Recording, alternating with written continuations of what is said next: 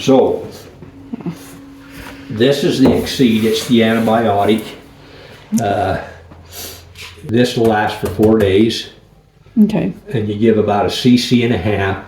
This is a chart here, we got a cc. If you have a bigger horse and you give more than 18 cc's to the horse, do it in 2 different places. Okay.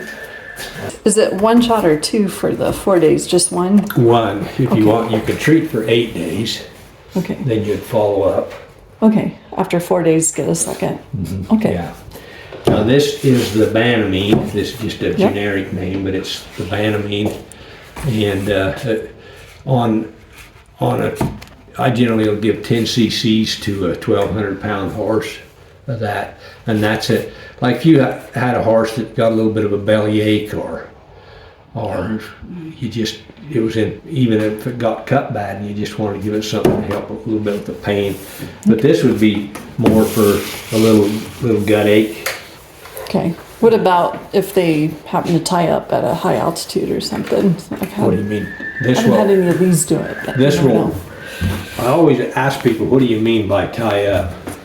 I've had them get above like timberline, the 10 or 11,000 foot mark, and start sweating, and sometimes they pass out. It's probably just altitude sickness, which I'm hoping we'll be able to climb slowly, and we won't do that because we're not trailering suddenly.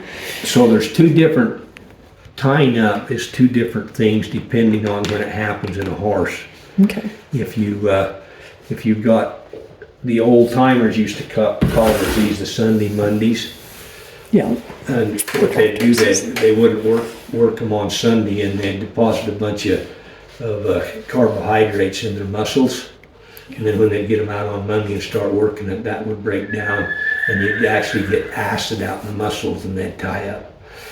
There's another tying up that happens if a horse sweats a lot. Okay. That's probably And more that- likely what we're. And that won't happen until later in the day of the ride. Where I seen that most of the time was like on endurance rides, late in the ride, when they'd sweat a lot, their That's what we're electrolytes would doing. get out of balance.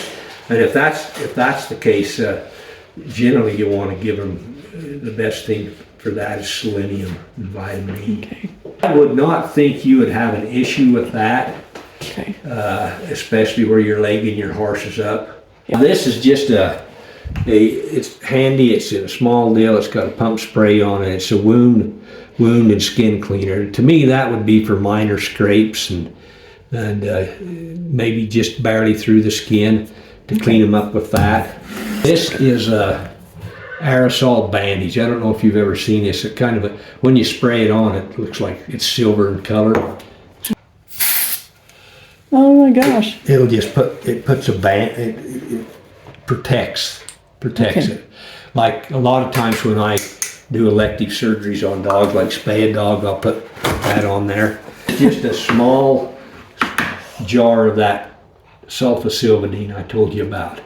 Okay. Like if you got a horse cut and you were gonna bandage it, I would go ahead and put some of this for your pressure wrap. I'd probably just start, I don't even know if I'd spend a lot of time trying to clean it and stuff. And one of the things you could do, if you can see where the blood is coming from, you can take your suture kit and just clamp a hemostat on there till you can kind of get organized and decide what you're doing.